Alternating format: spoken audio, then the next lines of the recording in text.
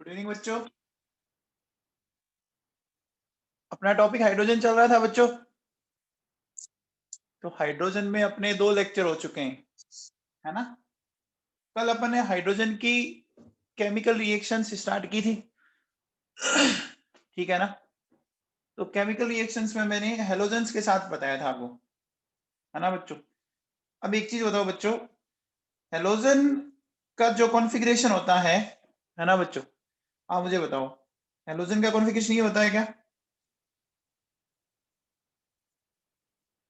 NH2 बोलो बच्चों, है ना। तो इसका मतलब इनके आउटर मोस्ट शेल में 7 इलेक्ट्रॉन होते हैं। इनको ऑक्टेट कंप्लीट करने के लिए, है ना, सिर्फ 1 इलेक्ट्रॉन चाहिए।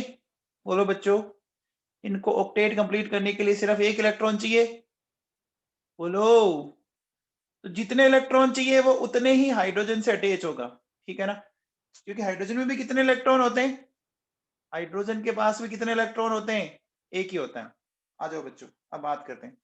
क्या नाइट्रोजन का कॉन्फ़िगरेशन ये है क्या बच्चों?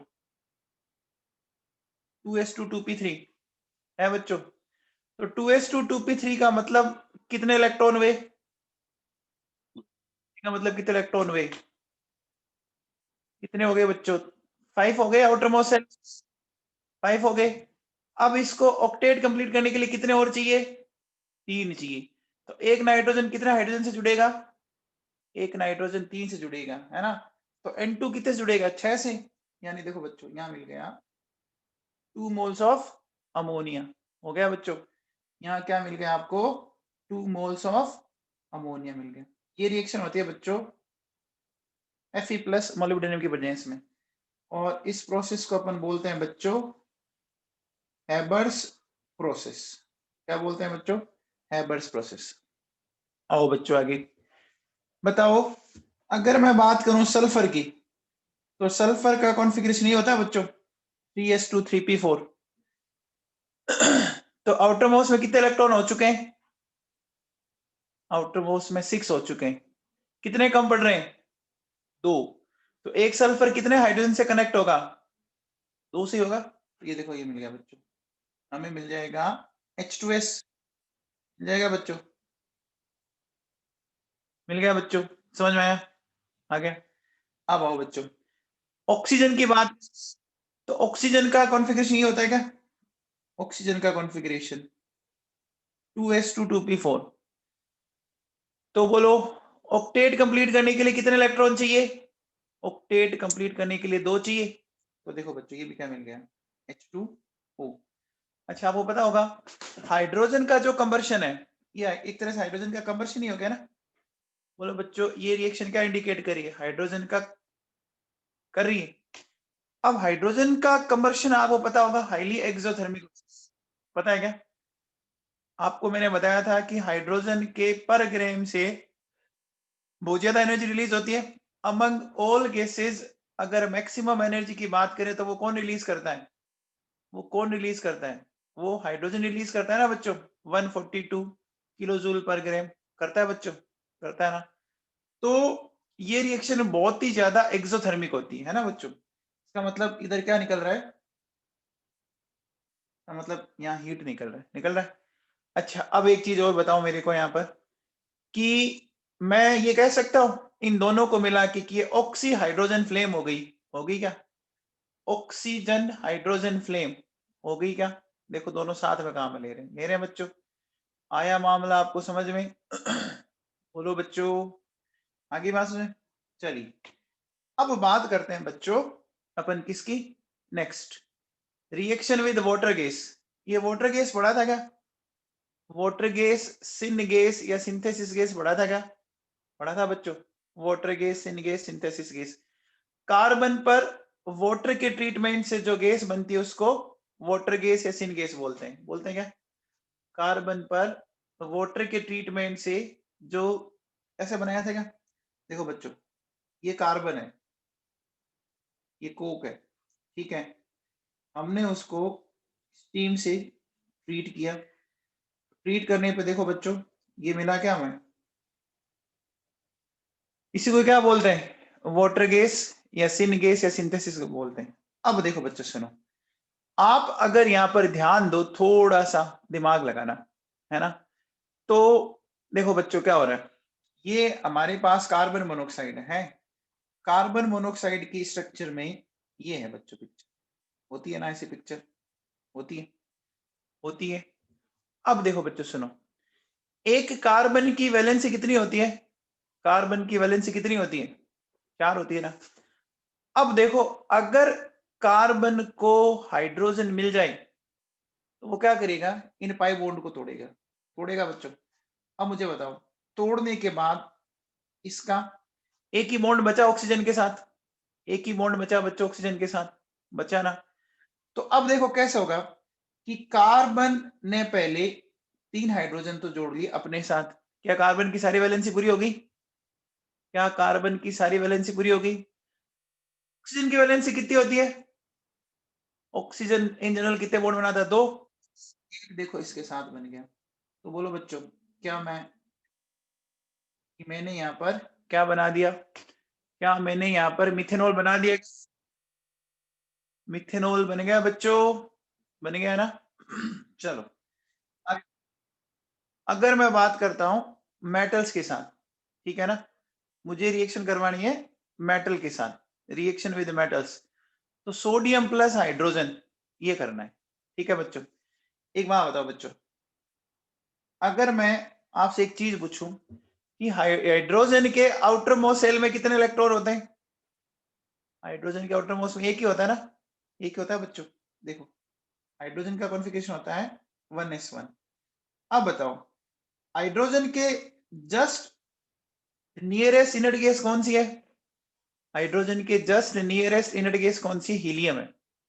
तो हीलियम का कॉन्फ़िगरेशन ऐसा होता है क्या, हीलियम का कॉन्फ़िगरेशन क्या ऐसा होता है, होता है।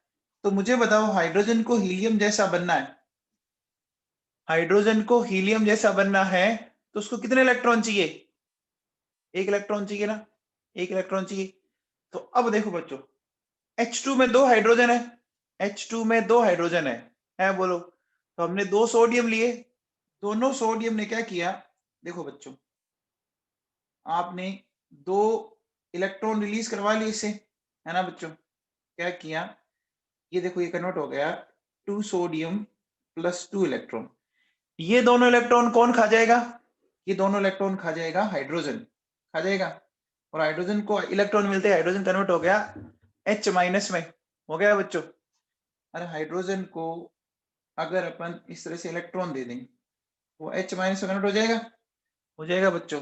तो हमें क्या मिल गया देखो बोलो, 2 मोल्स ऑफ NaH।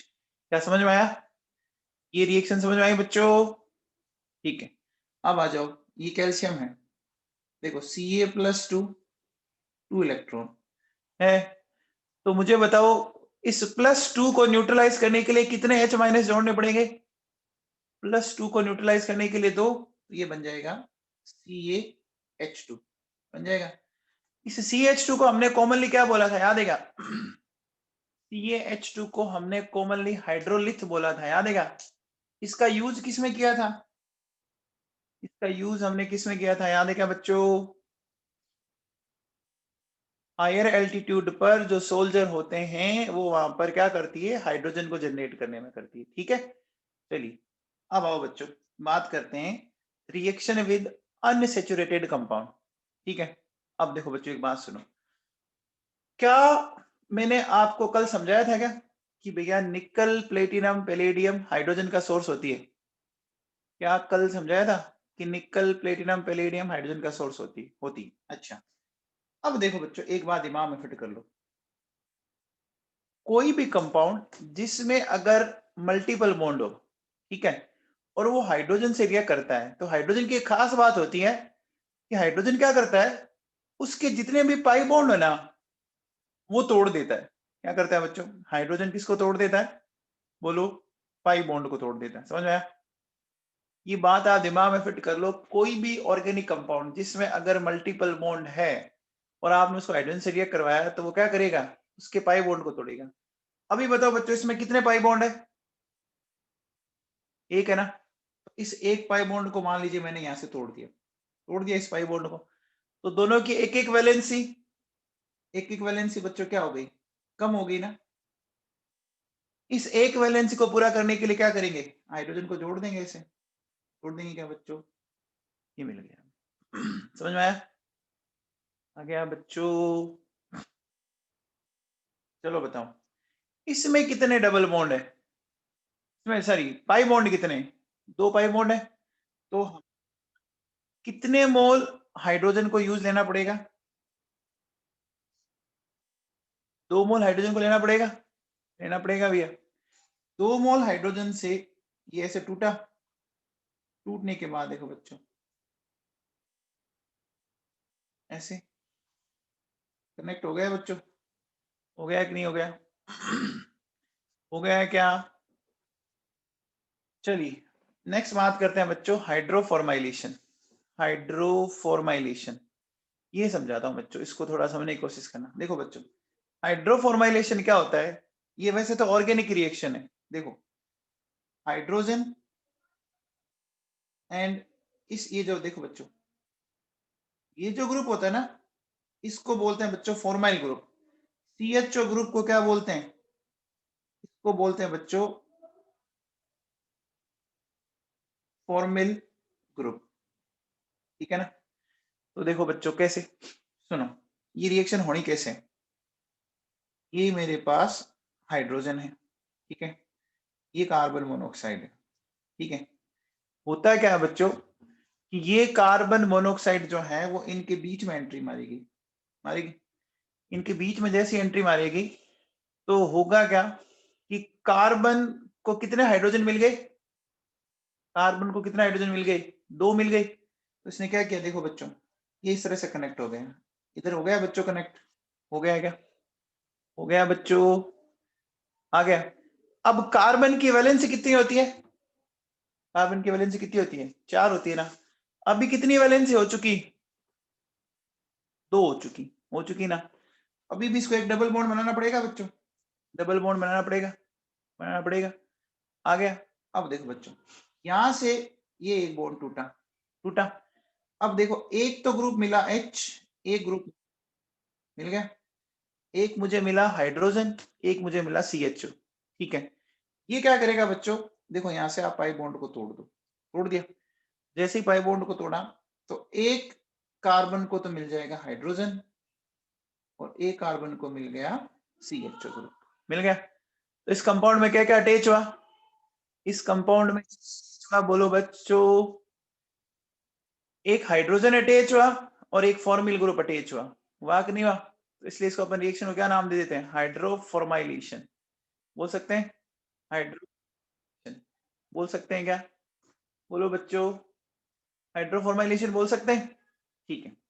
चलिए बच्चों अब आ जाओ बात करते हैं हाइड्रोजिनेशन ऑफ वेजिटेबल ऑयल्स, ठीक है ना, हाइड्रोजिनेशन ऑफ वेजिटेबल ऑयल्स, ठीक है। तो ये वेजिटेबल ऑयल्स का हाइड्रोजिनेशन कैसे करना है वो मैं आपको सिखाता हूँ, ठीक है ना। मुझे एक चीज बताओ, वेजिटेबल ऑयल जानते हो, अरे जो घरों में अपन यूज लेते हैं ना, लेते हैं बच्चों वेजिटेबल ऑयल।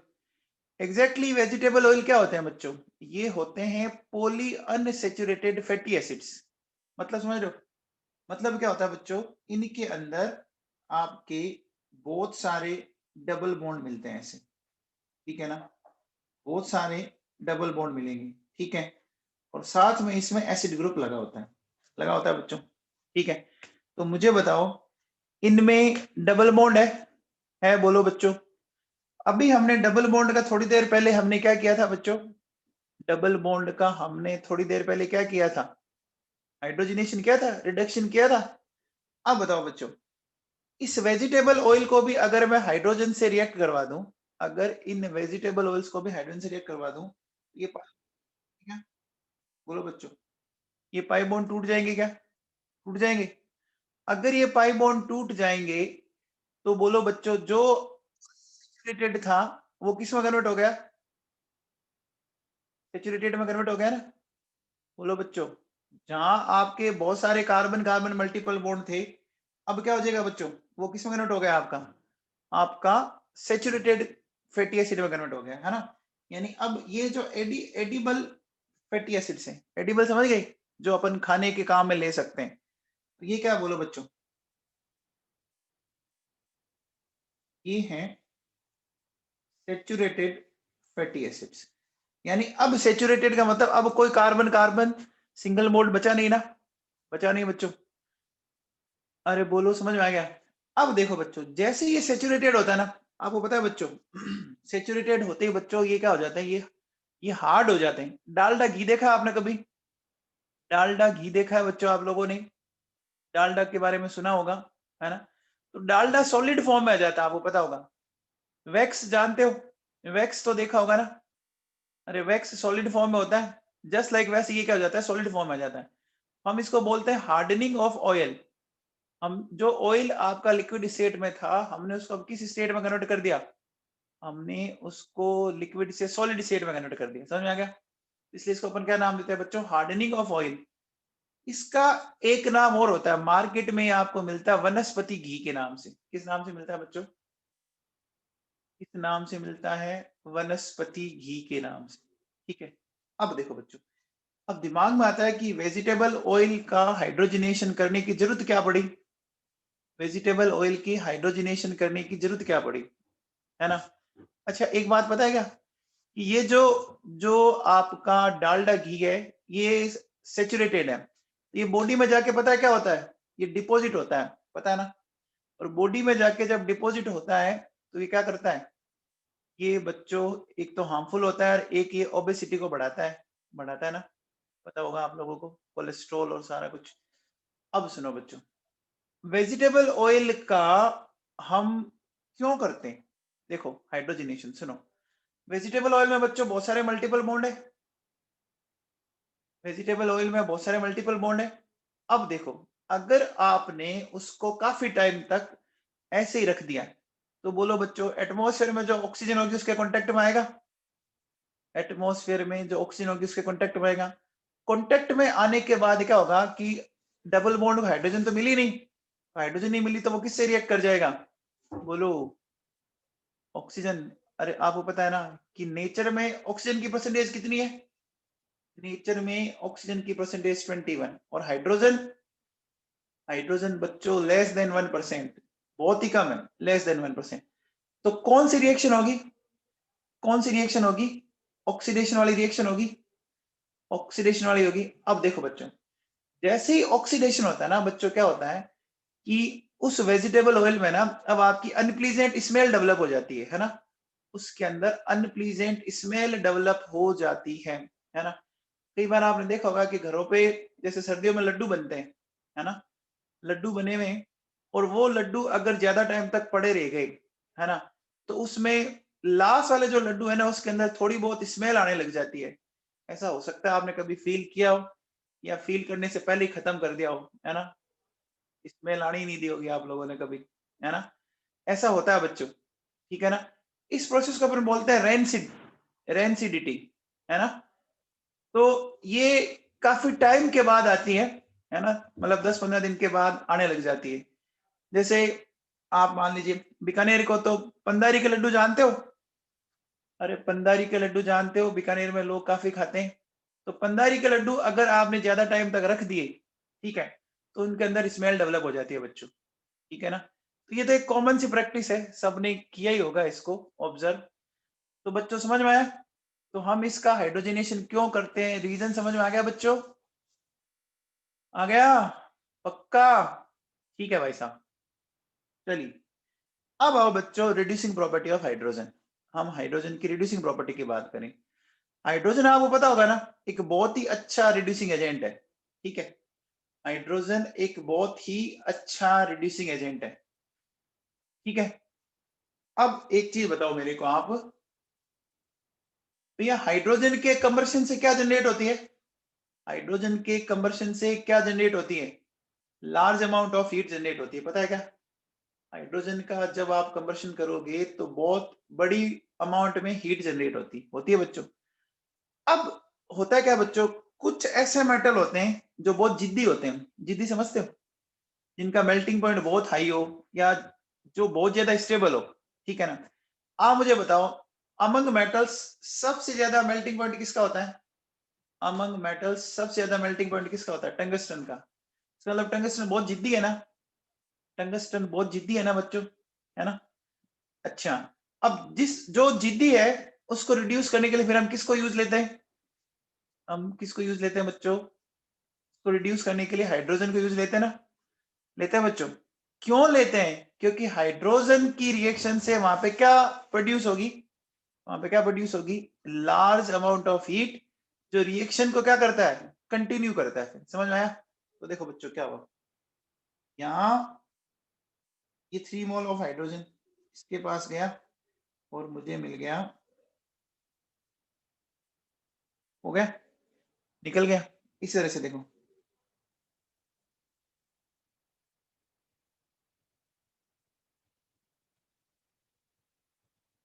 ये हो गया, फिर ये हो गया बच्चों, ठीक है ना। तो आप अगर ध्यान दो ना, तो ये जो मेटल ऑक्साइड है ना, इनका मेल्टिंग पॉइंट बहुत ज्यादा है, तो ये नॉर्मल रिड्यूसिंग एजेंट से मानते नहीं है, इसलिए हमने इनको बनाने के लिए क्या काम में लिया? हमने इनको बनाने के लिए क्या काम में लिया बच्चों? हाइड्रोजन को काम में लिया। आगे समझे? कोई दिक्कत नहीं है बच्चों? क्लियर है क्या? ओके, चलो बच्चों, अब आओ बच्चों हाइड्राइड। अच्छा बच्चों, आपने ऑक्साइड सुना है? ऑक्साइड सुना है क्या? ऑक्साइड का मतलब क्या होता है जानते हो? ऑक्साइड का मतलब होता है कोई एक एलिमेंट और उसके साथ ऑक्सीजन, कोई एक एलिमेंट और उसके साथ ऑक्सीजन। जैसे देखो ऊपर वाला ऑक्साइड है ना, ये WO3 MOO3 CuO, ये सारे के सारे ऑक्साइड है। अब हाइड्राइड का मतलब क्या होता है? हाइड्राइड का मतलब क्या होता है बच्चों? कोई एलिमेंट और उसके साथ हाइड्रोजन हो। तो कितने कंपोनेंट हो गए? एक एलिमेंट और एक हाइड्रोजन, तो कितने कंपोनेंट हुए? दो हो गए ना, दो एलिमेंट हो गए। दो कंपोनेंट होते थे, हम उसको बोलते हैं बाइनरी कंपाउंड। क्या बोलते हैं बच्चों? उनको क्या बोलते हैं? बाइनरी। तीन होते तो क्या बोलते? तीन होते तो क्या बोलते उसको? टर्नरी। और चार होता तो क्या बोलते? क्वाटरनरी। ठीक है ना। तो अभी दो की, जैसे देखो मैं आपसे एक बात करूं, जैसे मेरे पास बताओ ये NaH, ठीक है, कैल्शियम हाइड्रोइड है, H2O है, NH3 है, HF है। आप बताइए बच्चों, इन सब में अगर आप देखो तो बच्चों एक हाइड्रोजन है और हाइड्रोजन के अलावा उनके साथ कोई दूसरा एलिमेंट अटैच है कि नहीं है? तो बाइनरी का मतलब समझ आ गया? बाइनरी का मतलब समझ में आ गया क्या? ठीक है, चलो अब देखो हाइड्राइड्स के टाइप क्या क्या है, सुनो हाइड्राइड्स का क्लासिफिकेशन करते हैं। तो सबसे पहले है बच्चों आयोनिक या सेलाइन या सोल्ट लाइक हाइड्राइड, है ना। एक बात बताओ बच्चों, आयनिक कंपाउंड बनाने की सबसे ज्यादा टेंडेंसी कौन से ब्लॉक के मेटल की होती है? एस ब्लॉक की होती है। तो अब मुझे बताओ, अगर एस ब्लॉक की होती है तो आयनिक हाइड्राइड बनाने की टेंडेंसी भी किसकी ज्यादा होगी? आयनिक हाइड्राइड बनाने की टेंडेंसी भी एस ब्लॉक की होगी। तो देखो बच्चों सुनो, एस ब्लॉक के मेटल को जब हम हाइड्रोजन से रिएक्ट करवाते हैं, ठीक है ना, तो हमें बच्चों क्या मिलता है? हमें मिलता है बच्चों आयोनिक हाइड्राइड। मिल गया। अब देखो बच्चों, ये जो आयोनिक हाइड्राइड होते हैं ना, आयोनिक हाइड्राइड, आयोनिक हाइड्राइड जो होते हैं वो वही प्रॉपर्टी रखेंगे जो आयनिक कंपाउंड रखेंगे। बोलो बच्चों, अरे आयनिक कंपाउंड ही था ये भी, आयोनिक हाइड्राइड भी तो आयनिक कंपाउंड है। तो अब देखो बच्चों सुनो, सबसे पहले ये क्रिस्टलाइन होते हैं बच्चों। अच्छा, आयनिक बॉन्ड बहुत स्ट्रॉन्ग बॉन्ड होता है ना, आयनिक बॉन्ड बहुत स्ट्रॉन्ग बॉन्ड होता है। तो क्या ये आपको लिक्विड फेज में मिलेंगे? क्या ये लिक्विड फेज में मिलेंगे क्या? नहीं मिलेंगे। तो लिक्विड फेज में नहीं मिलेंगे तो क्या ये वेपर बना पाएंगे? क्या ये वेपर बना पाएंगे? नहीं ना। तो ये वोलाटाइल वे या नॉन वोलाटाइल वे? वोलाटाइल वे या नॉन वोलाटाइल वे? नॉन वोलाटाइल वे ना। ये बात समझ आ गई बच्चों? ये क्या हो गई? ये नॉन वोलाटाइल हो गए। तो देखो क्या लिखा हुआ है, क्रिस्टलाइन नॉन वोलाटाइल। अच्छा बच्चों, अगर ये सॉलिड स्टेट में है तो कोई भी इलेक्ट्रिसिटी का फ्लो नहीं होता। क्या ऐसा मैंने आपको पढ़ाया था? क्या ऐसा मैंने आपको कहीं पढ़ाया था क्या? याद करो। सॉलिड स्टेट में क्या होता है, आयंस के बीच में स्ट्रॉन्ग अट्रैक्शन लगता है आयंस के बीच में स्ट्रॉन्ग अट्रैक्शन लगता है। तो आयंस मूव करने के लिए फ्री नहीं होते ना। लेकिन अगर आप उनको मोल्टन स्टेट या एक्वस स्टेट में लेके आ जाओ तो वो कंडक्टिविटी दिखाने लग जाते हैं। बोलो ऐसा क्यों है बच्चों? मोल्टन स्टेट कौन सी स्टेट होगी? एक तरह से लिक्विड स्टेट होगी ना। मोल्टन स्टेट का मतलब लिक्विड स्टेट हो गई, है ना। तो लिक्विड स्टेट में क्या हो जाएंगे बोलो बच्चों? आयंस अलग अलग हो जाएंगे, आयन फ्री हो जाएंगे, और फ्री आयन होते ही इलेक्ट्रिसिटी का फ्लो हो जाएगा बच्चों। क्या मेरी बात आपके दिमाग में बैठी, बराबर बैठी? बोलो बच्चों, ठीक है। अब देखो बच्चों सुनो, जैसे ये NaCl है ना, इस NaCl में इलेक्ट्रिसिटी पास की मैंने, क्या पास की बच्चों? इलेक्ट्रिसिटी। ये कौन कौन से दो आयंस में टूट गया? Na+ और Cl-, दो आयंस में टूट गया। क्या टूट गया बच्चों? बोलो। अब मुझे बताओ बच्चों, ये Cl- और ये Na+, ये Cl- कौन से इलेक्ट्रोड पर जाएगा बच्चों बताओ? Cl- एनोड पर जाएगा क्या? एनोड पर गया। तो एनोड पे गया तो ये कन्वर्ट हो गया हाफ Cl2 और ये इलेक्ट्रॉन, और ये गया बच्चों कैथोड के ऊपर, इसने इलेक्ट्रॉन लिया और कन्वर्ट हो गया सोडियम के अंदर। हो गया बच्चों। इलेक्ट्रिसिटी पास करने पर आप यहां ध्यान दीजिए कि मेटल कहां रिलीज हुआ? मेटल कहां रिलीज हुआ? कैथोड पर। और आपका क्लोरीन कहां रिलीज हुई? एनोड पर। अब आओ बच्चों, ये NaH है, इसमें हम इलेक्ट्रिसिटी पास करते हैं बच्चों, तो ये इस तरह से टूट जाएगा, Na+ और H- टूट गया बच्चों। अब बताओ, जो वहां पर काम आपका Cl- कर रहा था, है ना, क्या वो यहाँ काम H- कर रहा है क्या? बोलो बच्चों, कर रहा है क्या? तो अब बताओ, यहाँ H- एनोड पर जाएगा क्या? जाएगा बच्चों। H- अगर एनोड पर गया तो आपको क्या मिल गई वहां पर? Half of hydrogen. मिल गई कि नहीं मिल गई? मिल गई बच्चों। अच्छा, इसी तरह से देखो बच्चों, ये सोडियम है, ठीक है, इसने इलेक्ट्रॉन गेन किया और ये कैथोड पे चला गया, तो ये सोडियम कन्वर्ट हो गया। आया मालूम समझ में? तो बताओ, आयोनिक हाइड्राइड के इलेक्ट्रोलाइसिस से हाइड्रोजन कहां जनरेट होती है? बोलो बच्चों। आयोनिक हाइड्राइड के इलेक्ट्रोलाइसिस से हाइड्रोजन एनोड पे जनरेट हुई, होगी बच्चों। अच्छा, तो मैं कह सकता हूं क्या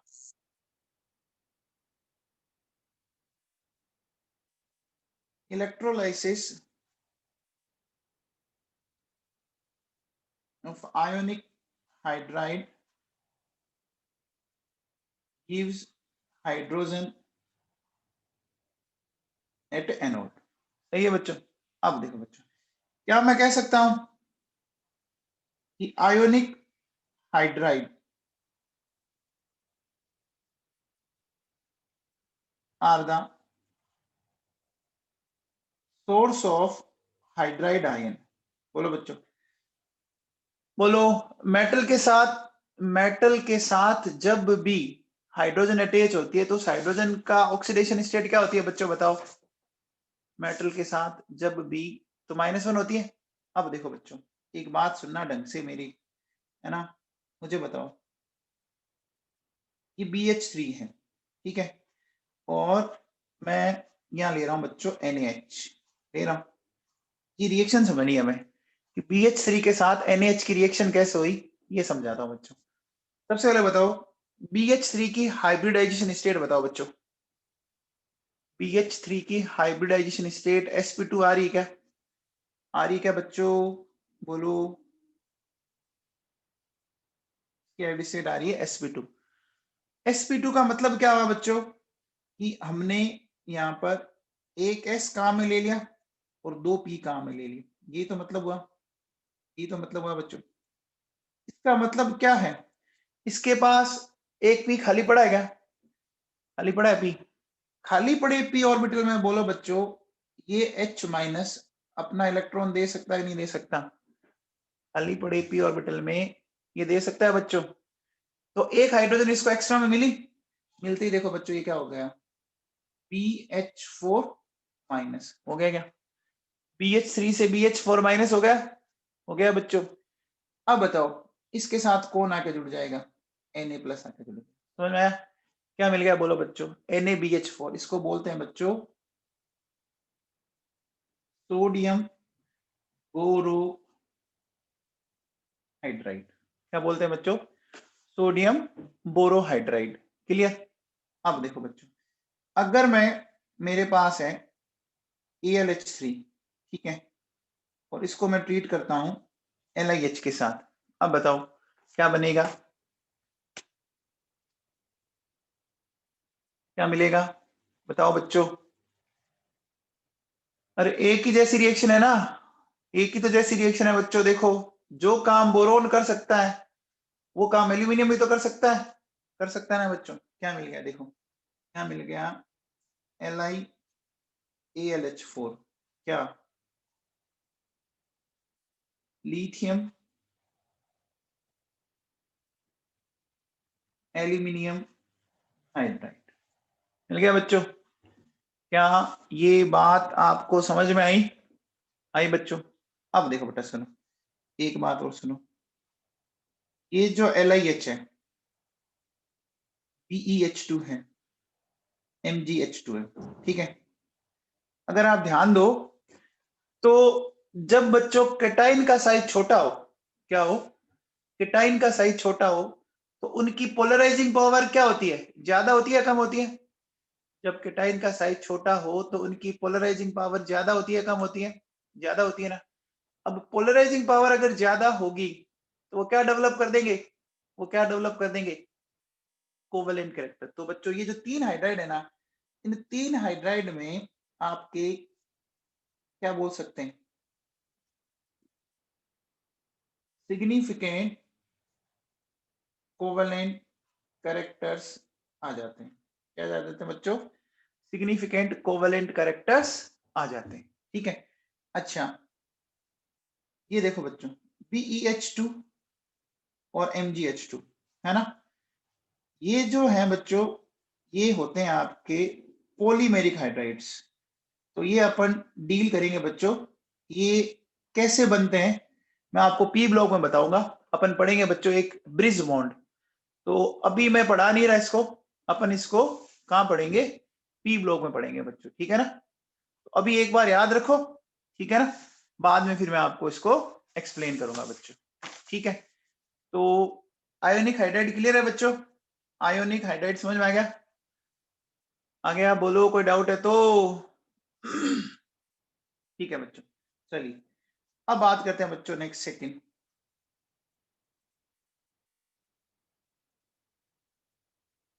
molecular oblique covalent hydride, molecular oblique covalent. चलो बच्चों एक बात बताओ, कोवेलेंट कंपाउंड कौन बनाते हैं, बताओ बच्चों, कोवेलेंट कंपाउंड कौन बनाते हैं? कोवेलेंट कंपाउंड नॉन मेटल बनाते हैं क्या, बोलो बच्चों, कोवेलेंट कंपाउंड नॉन मेटल बनाते हैं ना, ठीक है। अब मुझे बताओ, अगर कोवेलेंट कंपाउंड नॉन मेटल बनाते हैं तो कोवेलेंट हाइड्राइड भी कौन बनाएंगे फिर, कोवेलेंट हाइड्राइड भी कौन बनाएंगे, नॉन मेटल। और नॉन मेटल कौन से ब्लॉक में बच्चों, नॉन मेटल पी ब्लॉक में है। आ गया समझ में, बोलो बच्चों समझ में आया? तो मॉलिक्यूलर या कोवेलेंट हाइड्राइड कौन बनाएंगे, पी ब्लॉक या नॉन मेटल। तो कह सकते हैं बच्चों, देखो अपन ऐसा बोल सकते हैं, देखो बच्चों, hydrides of P block oblique non metal. एक बात सुनो बच्चों, देखो वैसे तो अपन हाइड्राइड सिर्फ उन्हीं को बोलते हैं जो आयनिक कंपाउंड हो, है ना। लेकिन अब क्या बच्चों की, हम हमारी कन्वीनियंस के लिए हमने इनको भी हाइड्राइड बोलना शुरू कर दिया। एग्जैक्टली इसमें हाइड्रोजन H माइनस में नहीं है, ये बात दिमाग में फिट रखना बच्चों, मेरी बात सुन रहे हो? देखो अगर ऑक्सीजन के साथ हाइड्रोजन जुड़ी हुई है तो क्या वो हाइड्राइड है? अरे ऑक्सीजन के साथ हाइड्रोजन जुड़ी हुई है तो हाइड्रोजन तो प्लस की फॉर्म होगी ना, बोलो बच्चों, ऑक्सीजन के साथ जुड़ी हुई हाइड्रोजन वो तो किस फॉर्म होगी, प्लस। हम उसको हाइड्राइड बोल नहीं सकते, लेकिन हमने हमारी कन्वीनियंस के लिए क्या किया कि जैसे हम ऑक्साइड बोलते हैं वैसे हम हाइड्राइड बोलने लग गए, है ना, कि भैया कोई भी एलिमेंट अगर हाइड्रोजन के साथ बना है तो हम हाइड्राइड बोल देते हैं। समझ में आ गई ना बात? ठीक है, एग्जैक्टली हाइड्राइड का मतलब उस सेंस में मत लेना आप, हाइड्राइड का मतलब नेगेटिव को लेके मत चल रहा आप, ठीक है ना। अब देखो बच्चों सुनो, हम क्या कह रहे हैं कि अब बताओ, अगर ये नॉन मेटल या पी ब्लॉक के बना रहे हैं तो कंफर्म है ये कोवलेंट इन नेचर होंगे, बोलो बच्चों। तो they are covalent in nature and have volatile property. बोलो बच्चों, इनमें वोलाटाइल प्रॉपर्टी होगी? अरे वोलाटाइल होगी ना, वाटर वोलाटाइल है कि नहीं है? वाटर वोलाटाइल है कि नहीं है? अब देखो बच्चों सुनो, अगर मैं आपसे बात करूं टाइप ऑफ मॉलिक्यूलर हाइड्राइड, ठीक है ना बच्चों, हम अगर मॉलिक्यूलर हाइड्राइड के टाइप की बात करें, देखो बच्चों सबसे पहले सुनो, हमारे पास होता है क्या, इलेक्ट्रॉन रिच हाइड्राइड। मतलब क्या होता है इलेक्ट्रॉन रिच हाइड्राइड का? मतलब क्या होता है बच्चों, देखो हम क्या बोलेंगे कि इनमें क्या होगा बच्चों, सेंट्रल एटम के पास लोन पेयर पड़ा मिलेगा, presence of lone pair on central atom, आपको लोन पेयर मिल जाएगा, ठीक है ना। इलेक्ट्रॉन रिच हाइड्राइड है। जैसे देखो बच्चों सुनो, अगर मैं आपसे एक बात करूं, देखो अमोनिया में नाइट्रोजन के पास ये लोन पेयर पड़ा होता है, अमोनिया में नाइट्रोजन के पास लोन पेयर होता है कि नहीं होता है? तो ये इलेक्ट्रॉन रिच हो गया ना, मतलब बॉन्ड बनाने के बाद भी, बॉन्ड बनाने के बाद भी इसके पास इलेक्ट्रॉन पड़े हैं, तो ये बोलो अमीर है ना, केमिस्ट्री की लैंग्वेज में ये अमीर है बच्चों, बोलो।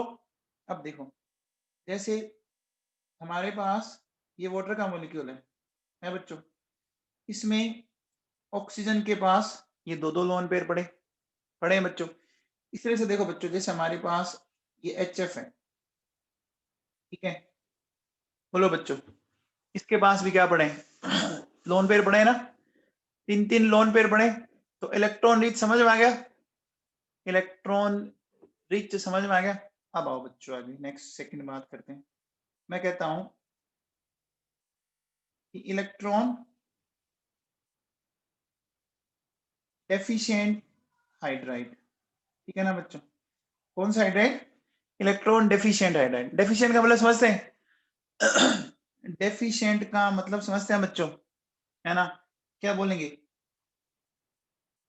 ऑक्टेट इज इनकम्प्लीट, है ना, इनका ऑक्टेट क्या है, इनका ऑक्टेट इनकम्प्लीट है, ठीक है, ये एक तरह से कह सकते हैं कि इनके पास एक्स्ट्रा इलेक्ट्रॉन नहीं है, जितने चाहिए उतने भी नहीं है, जितने चाहिए उतने भी नहीं है, मतलब एक तरह से गरीबी है ना, बोलो बच्चों, ये रिच नहीं है, ये पुअर है बच्चों, है ना। देखो बच्चों सुनो, जैसे अगर मैं आपसे ये बोलूं कि मेरे पास ये AlH की AlH3 है, बोलो बच्चों, क्या इसको जितने चाहिए उतने इलेक्ट्रॉन है क्या?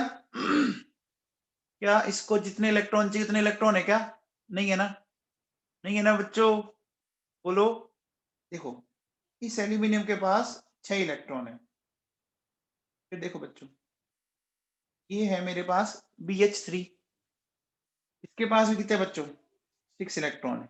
अब देखो बच्चों सुनो, ये तो बात ये हो गई, अब देखिए एक होता है बच्चों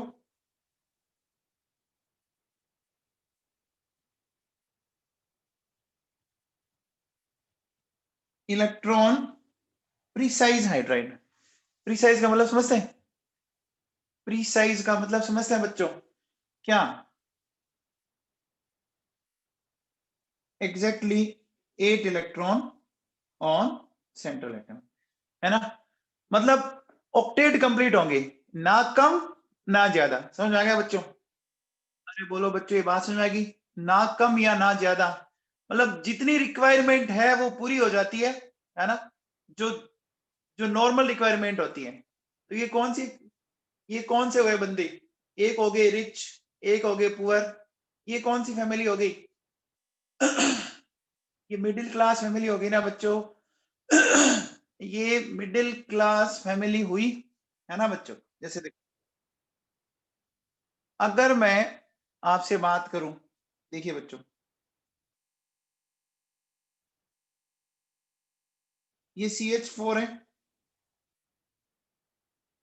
SiH4 है, GeH4 है बोलो बच्चों, बोलो। ये बात समझ में आई? तो देखो बच्चों, इन सब का ऑक्टेट कंप्लीट है, इन सब का ऑक्टेट कंप्लीट है। क्या ये बात समझ में आ गई? बोलो बच्चों, ये बात सबको समझ में आ गई क्या? प्रीसाइज का मतलब समझ में आ गया क्या? आ गया बच्चों। अब मुझे बताओ बच्चों, ये 3 कैटेगरी है, electron rich, electron deficient and electron precise. तो इसमें से कौन सी कैटेगरी लेविस एसिड का काम कर सकती है? कौन सी कैटेगरी के हाइड्राइड लेविस एसिड का काम कर सकते हैं? लेविस एसिड जानते हैं बच्चों? लेविस एसिड कौन होते हैं? जो डेफिशिएंट होते हैं, जो लोन पे लेने की टेंडेंसी रखते हो। तो कौन हुए बच्चों? इलेक्ट्रॉन डेफिशिएंट कौन हुए? इलेक्ट्रॉन डेफिशिएंट कौन हुए बच्चों? सेकंड। तो बोलो, अपन कह सकते हैं ये क्या कर सकते हैं? Can act as Lewis acid. अच्छा बच्चों बताओ, कौन लेविस बेस का काम कर सकते हैं? लेविस बेस का काम कौन कर सकते हैं बच्चों? जो लोन पे दे।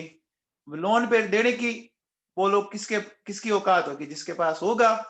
तो होगा किसके पास? इलेक्ट्रॉन रिच के पास। तो क्या मैं कह सकता हूं can act as Lewis base?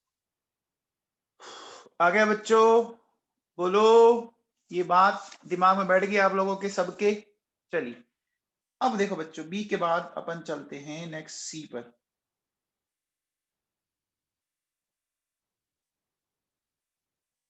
देखिए, अब अपन लेंगे बच्चों क्या, metallic oblique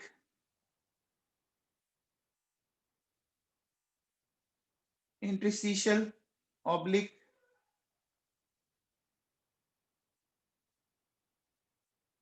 non stoichiometric hydride. ये समझना बच्चों, ये क्या है, मैं आपको समझाने की कोशिश करता हूं। समझोगे तो दिमाग में बैठ जाएगा। देखो बच्चों, क्या होता है, सुनना मेरी बात को ढंग से। सपोज ये मेरे पास एक मेटेलिक क्रिस्टल है, ठीक है? ये कोई एक मेटल का मैंने क्रिस्टल बनाया बनाया बच्चों।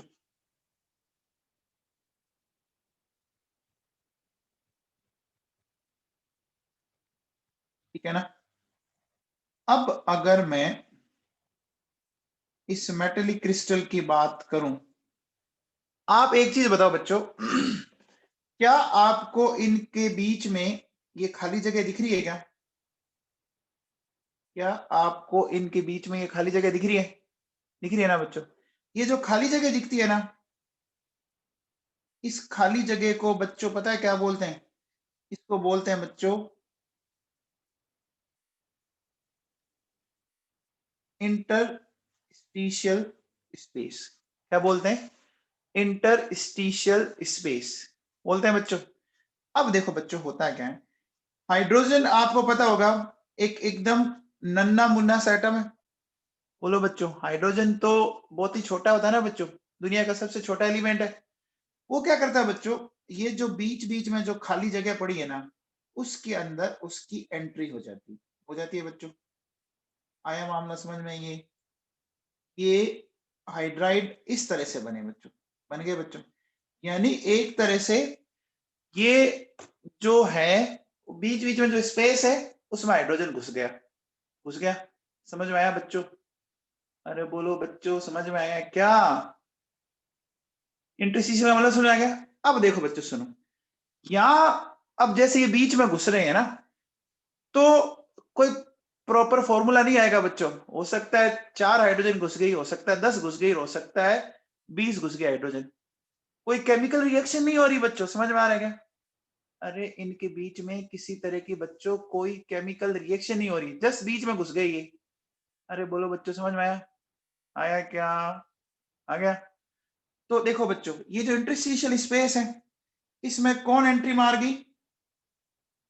इंटरस्टिशियल स्पेस में, है ना, हाइड्रोजन। और क्या मिल गया आपको? आपको नॉन स्टोइकियोमेट्रिक हाइड्राइड। अब नॉन स्टोइकियोमेट्रिक क्यों बोला बच्चों? सुनना ढंग से।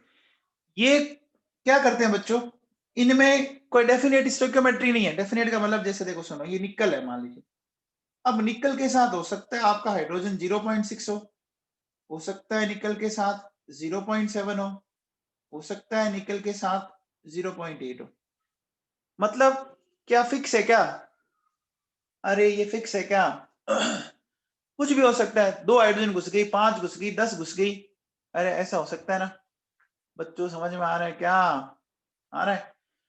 अब एक चीज बताओ बच्चों, एक चीज बताओ मेरे को ढंग से आप, कि वाटर में ऑक्सीजन के साथ कितने हाइड्रोजन होती है? वाटर में ऑक्सीजन के साथ 2 ही होती है ना। अब आप कहीं का भी वाटर ले लो, हमेशा 2 ही हाइड्रोजन रहेगी ना, हमेशा 2 ही रहेगी। इसका मतलब वहां स्टोइकियोमेट्री फिक्स है कि नहीं है? वहां स्टोइकियोमेट्री फिक्स है, लेकिन यहां पर कहीं पर भी कोई फिक्स नहीं है। अरे फिक्स नहीं है ना बच्चों, क्या बात समझ में आई? बोलो बच्चों, समझ में आई? जैसे देखो, मैं एक एग्जांपल और देता हूं आपको। जैसे LaH 2.87, LaH 2.9, LaH 2.72। बोलो बच्चों, अलग अलग आ रहा है ना? कुछ भी हो सकता है, कम हो सकता है, ज्यादा हो सकता है, फिक्स नहीं है। आ गया बच्चों समझ में? बोलो। अब मुझे बताओ, अगर इनकी स्टोइकियोमेट्री फिक्स नहीं है, इसका मतलब ये लॉ ऑफ वैलेंसी को फॉलो कर रहे हैं क्या? लॉ ऑफ वैलेंसी को फॉलो कर रहे हैं क्या? नहीं कर रहे ना बच्चों। देखो, वैलेंसी लॉ का फॉलो करने का मतलब क्या हुआ? जैसे देखो बच्चों, ये हाइड्रोजन है, ये ऑक्सीजन है, ऐसा होता है बच्चों। तो आप ऐसे लिखते हो ना बच्चों, H2O, ऐसे क्रॉस मल्टीप्लाई करके लिखते हो ना। क्या इसमें ऐसा लिख रहे हो क्या? ऐसा कोई क्रॉस मल्टीप्लीकेशन करके लिख रहे हैं क्या? अरे बोलो बच्चों, लिख रहे हैं क्या? समझ में आ गया? बोलो बच्चों, इंटरस्टिशियल स्पेस वाला मामला समझ में आ गया? तो ना तो ये लॉ ऑफ वैलेंसी को फॉलो कर रहे हैं, और ना ये लॉ ऑफ कांस्टेंट कंपोजिशन को फॉलो कर रहे हैं। बोलो बच्चों, बात समझ में आ गई क्या? आ गई? आ गई क्या? अरे बच्चों, समझ में आया या नहीं आया? अब बताओ बच्चों, ये जो है, ये कौन से एलिमेंट बनाएंगे? हमने अभी तक कौन कौन से ब्लॉक को कंसीडर कर लिया बच्चों, बताओ? हमने कौन कौन से ब्लॉक को कंसीडर कर लिया? एस और पी। तो बच कौन गए? बच कौन गए? डी और एफ। और डी और एफ में मेटल है, डी और एफ में मेटल है बच्चों, है ना? अरे डी और एफ में मेटल है, तो ये किनके द्वारा बनाए जाते हैं? डी और एफ ब्लॉक के द्वारा। क्या समझ में आया? क्या समझ में आया बच्चों? ठीक है, तो देखो बच्चों, क्या मैं लिखता हूं बच्चों यहां पर इनके पॉइंट्स, देखिए। These hydrides are formed by D and F block metals, ठीक है ना? ये कौन बना रहे हैं? D and F block metals बनाते हैं, है ना? अब देखो, such hydrides are formed by the entry of hydrogen in interstitial space of metallic crystal of D and F block, बोलो बच्चों, समझ में आ गया? अब देखो बच्चों, सुनो क्या, एक चीज और सुनो, सच हाइड्राइड्स, ठीक है ना, क्या सच हाइड्राइड्स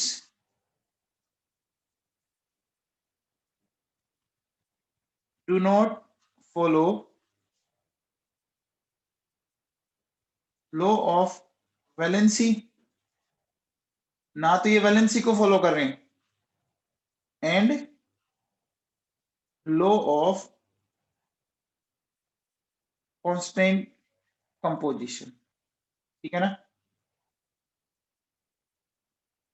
क्या ऐसा हाइड्राइड ना तो किसको फॉलो कर रहे हैं, लॉ ऑफ वैलेंसी को, और ना ही कांस्टेंट कंपोजिशन को फॉलो कर रहे हैं। बच्चों समझ में आ गया?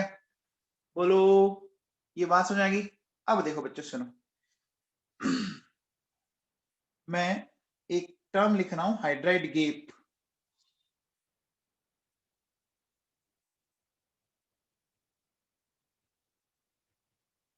बच्चों हाइड्राइड गैप का मतलब समझते हैं? हाइड्राइड गैप क्या होता है? जैसे कहता है एक जनरेशन गैप होता है बच्चों, जैसे जनरेशन गैप होता है वैसे एक हाइड्राइड गैप है। इसका मतलब पीरियोडिक टेबल में कुछ ऐसे ग्रुप भी हैं जो हाइड्राइड बनाते नहीं है बच्चों, समझ में आया? पीरियोडिक टेबल में ऐसे ग्रुप हैं जो हाइड्राइड बनाते ही नहीं है, ठीक है ना। तो वो कौन से ग्रुप है? देखो बच्चों, देखिए आपके मेटल्स ऑफ ग्रुप 7, 8, 9, ठीक है, डू नॉट फॉर्म हाइड्राइड्स, है ना। तो this particular part of periodic table is known as hydride gap. ये बात समझ आ गई?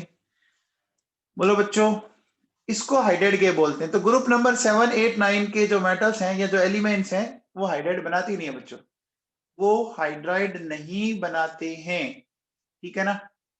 बोलो बच्चों, अच्छा ये क्यों नहीं बनाते, इसका रीजन कोई बताएगा आप में से? ये क्यों नहीं बनाते हैं, इसका रीजन कोई बताएगा? ये क्वेश्चन दे दूं मैं आपको, कोई ढूंढ के बताएगा कि ये मेटल हाइड्राइड क्यों नहीं बनाते? ये चैप्टर जब तक चलता है तब तक मुझे आप ढूंढ के बताएंगे? बोलो बच्चों, हाई मेल्टिंग पॉइंट, इनका मेल्टिंग पॉइंट हाई होता है। अच्छा, लो इलेक्ट्रोनेगेटिविटी, ढूंढ के बताना भैया, लोरे मत मारो, है ना, लोरे मत मारो, ढूंढ के बताना मुझे आप, ठीक है। चलो बच्चों, अब बात करते हैं अपन, नेक्स्ट नेक्स्ट हेडिंग डालते हैं अपन,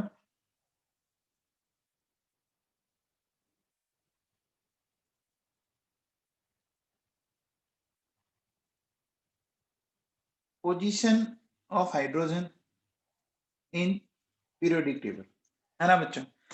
एक बात बताओ बच्चों, हाइड्रोजन इस दुनिया का अगर देखा जाए तो अपन कह सकते हैं बच्चों फर्स्ट एलिमेंट हुआ, एटॉमिक नंबर के बेसिस पर हाइड्रोजन फर्स्ट एलिमेंट हुआ। लेकिन कितनी गलत बात है कि आज तक इसकी पोजीशन फिक्स नहीं हुई ना। बोलो बच्चों, बोलो बच्चों, आज तक, एक मिनट रुको, एक बच्चे ने रिप्लाई दिया है और उसने कंफर्म है कि नेट से ढूंढ के दिया है, हाथों हाथ। रवासरा जी, आपने जो ये ढूंढ के दिया, ये आपने भी नेट पे देखा ना? Hydrogen by its lone valence electron acts as Lewis acid positive ions। Kadwasra ji, कुछ सोच समझ के दिया करो, दिमाग लगाया करो खुद का, और वो गलत है जो दे रखा है।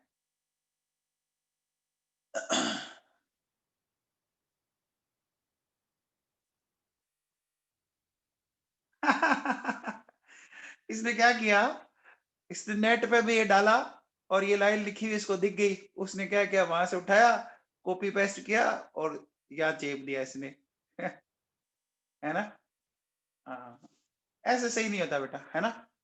ठीक है, चलो करेंगे, डिस्कस करेंगे अपन। हाँ जी बच्चों, चलो बात करते हैं position of hydrogen in periodic table. अब देखो बच्चों सुनो, हाइड्रोजन की जो पोजीशन है वो फिक्स नहीं है बच्चों। हाइड्रोजन की पोजीशन फिक्स नहीं है ना? क्या हमने ऐसा पीरियोडिक टेबल में पढ़ा था बच्चों? बोलो। अरे पोजीशन फिक्स नहीं है ना? कभी हाइड्रोजन हम कहाँ कहाँ रख सकते हैं? बोलो बच्चों, हाइड्रोजन को हम कहाँ कहाँ रख सकते हैं, किस किस ग्रुप में रख सकते हैं? हाइड्रोजन को अपन फर्स्ट ग्रुप में और 17th ग्रुप में, एल्कली मेटल्स एंड हेलोजन के साथ, है ना? अब सोचो बच्चों, ये ठीक वैसे ही हो गया ना? आपने कुछ सुना है बच्चों? कुछ ऐसे ही आपकी ट्राइबल्स होते हैं जिनकी पोजीशन फिक्स नहीं होती है, वो घूमते रहते हैं ना? कभी देखा बच्चों ऐसे आपने ट्राइबल्स को? जैसे गार्ड या लुहार होते हैं, है ना? उनका कोई फिक्स ठिकाना नहीं होता, ठोर ठिकाना नहीं होता। तो बच्चों हाइड्रोजन का भी ठोर ठिकाना, हाइड्रोजन का कोई फिक्स एड्रेस नहीं है, नहीं है ना? बंजारे, क्या बात है। देखो बच्चों, हाइड्रोजन की पोजीशन फिक्स नहीं है। क्या अपन क्या बोल सकते हैं कि position of hydrogen is not fixed till today. ठीक है ना? टिल टुडे का मतलब बच्चों मैंने लिखा आज तक, ठीक है ना? आज तक तो फिक्स नहीं है। अब सोचो, ये नोट्स मान लीजिए आपके बच्चे पढ़े किसी जमाने में, पढ़ेंगे तो नहीं वैसे मुझे पता है, ठीक है ना?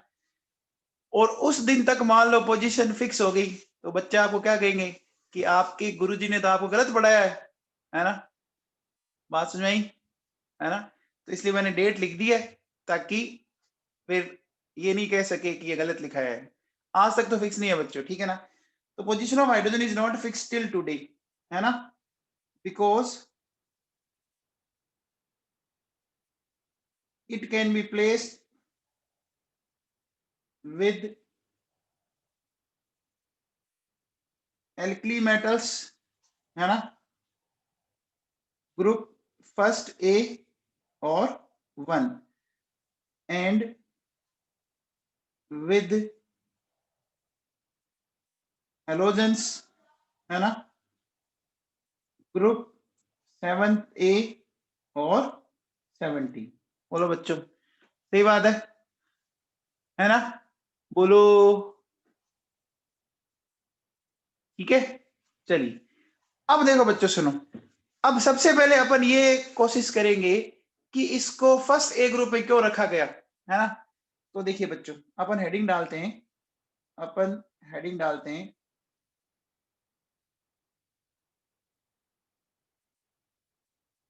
Similarities with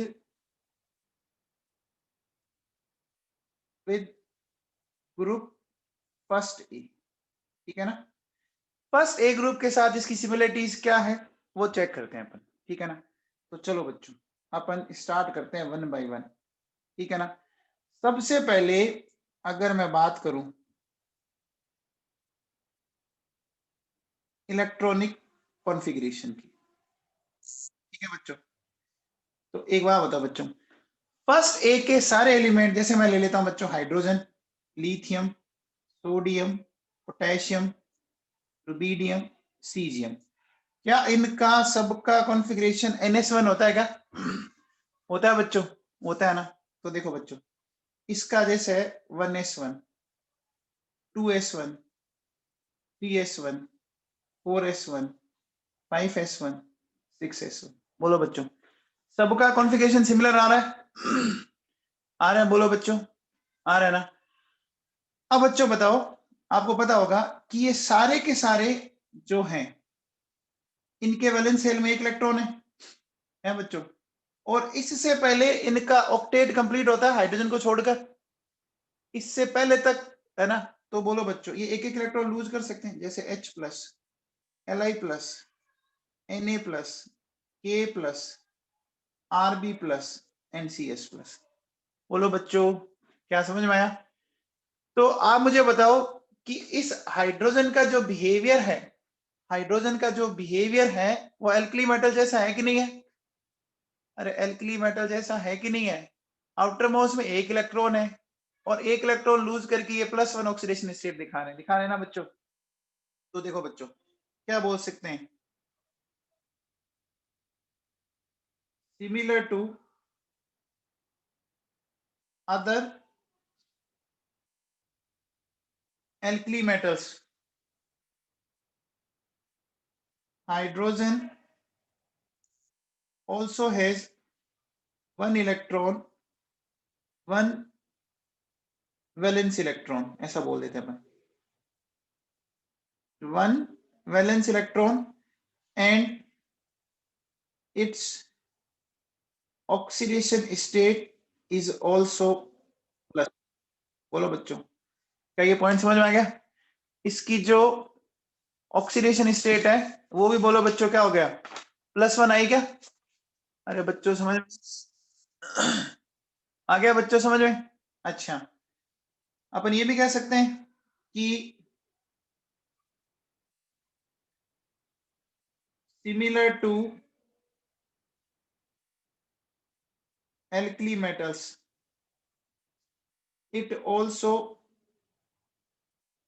releases one electron to form a cation। बोलो बच्चों केटाइन बनाने के लिए ये भी एक इलेक्ट्रॉन लूज करता है ना बच्चों? अरे केटाइन बनाने के लिए एक इलेक्ट्रॉन लूज कर रहा है, ठीक है बच्चों। अब देखो बच्चों सुनो, नेक्स्ट डिस्कस करते हैं बच्चों, अपन नेक्स्ट बात करते हैं। अब देखो बच्चों ये ऑक्सीजन है बच्चों, इस ऑक्सीजन को अगर मैं मान लीजिए रिएक्ट करवाता हूं हाइड्रोजन के साथ और या सोडियम या पोटेशियम के साथ, तो बच्चों बताओ हाइड्रोजन के साथ बनेगा H2O, इधर बनता है देखो बच्चों जैसे N2O K2O, क्या एक ही जैसा बन रहे हैं? क्या एक ही जैसा बन रहे हैं क्या?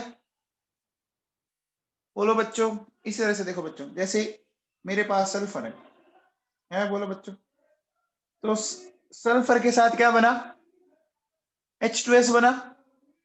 फिर देखो बच्चों सोडियम या पोटेशियम Na2S K2S हो गया बच्चों। इस तरह से देखो बच्चों अगर मैं हेलोजेंस लूं, ठीक है, तो हेलोजेंस के साथ भी हाइड्रोजन देखो क्या बना रहा है HX, यहाँ क्या बनेगा देखो बच्चों NaX। एक बात होता है बच्चों, क्या ये आपके सिमिलर टाइप ऑफ कंपाउंड बना रहे कि नहीं बना रहे? सिमिलर टाइप ऑफ कंपाउंड्स बना रहे कि नहीं बना रहे? बोलो बच्चों बना रहे ना। तो मैं कह सकता हूं कि देखिए मैं कह सकता हूं कि alkali metals and hydrogen form similar type of compounds with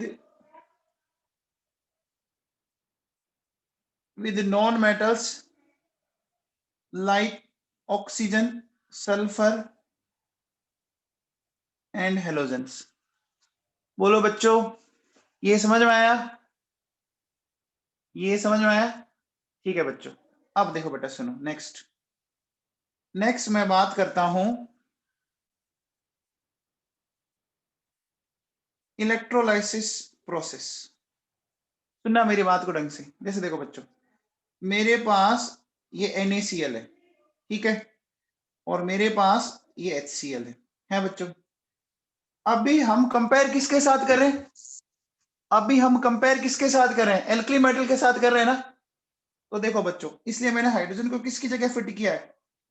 hydrogen को मैंने सोडियम की जगह फिट किया है। अब देखो बच्चों ये क्या मिलेगा, Na+Cl- H+Cl-। बोलो बच्चों अब मुझे बताओ कि अगर मैं पहले वाले की बात करूं तो कैथोड पर आपका सोडियम गया कि नहीं गया?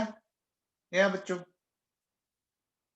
इसमें बताओ बच्चों इसमें कैथोड पर कौन गया? H+ गया कि नहीं गया? बोलो बच्चों क्या आपके एल्कली मेटल्स की तरह हाइड्रोजन भी कैथोड पर रिलीज हुई कि नहीं हुई? एल्कली मेटल्स की तरह हाइड्रोजन भी कैथोड पर रिलीज हुई कि नहीं हुई? हुई ना बच्चों, बोलो। मैं कह सकता हूं, देखो similar to alkali metals, hydrogen is released on cathode. बोलो बच्चों, आ गया समझ में? अब देखो बेटा, सुनो नेक्स्ट मैं आपसे एक बात करता हूं बच्चों। एक बात बताओ बच्चों, मेटल दुनिया में किसके लिए फेमस होते हैं? मेटल दुनिया में किसके लिए फेमस होते हैं बच्चों? इलेक्ट्रॉन को लूज करने के लिए, मतलब खुद का ऑक्सीडेशन करते हैं। जिनका खुद का ऑक्सीडेशन होता है वो काम किसकी तरह करते हैं? वो काम किसकी तरह करते हैं? रिड्यूसिंग एजेंट की तरह, रिडक्टेंट की तरह करते हैं बच्चों। तो मैं कह सकता हूं कि hydrogen can act as A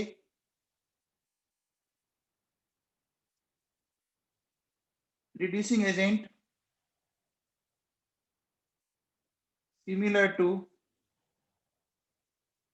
alkali metals, है ना? Hydrogen can act as a reducing agent similar to alkali metals। जैसे देखो बच्चों, आज आपने भी पढ़ा था, ये पढ़ा था आपने अभी थोड़ी देर पहले, हमने इसको ऐसे बनाया था क्या? इसी तरह से देखो बच्चों, जैसे ये मेरे पास ये सोडियम है सपोज, ठीक है ना? तो ये इस तरह से बन जाएगा बच्चों, Na2। आया समझ में? बोलो बच्चों, समझ में आया क्या? आ गया? आ गया बच्चों? अब देखो बच्चों, अब अपन बात करते हैं सिमिलरिटीज विद हेलोजेंस। देखो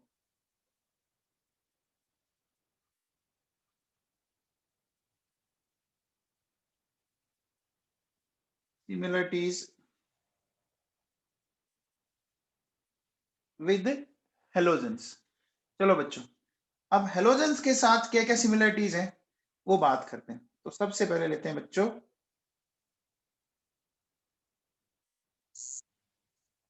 इलेक्ट्रॉनिक कॉन्फ़िगरेशन। लेते हैं बच्चों।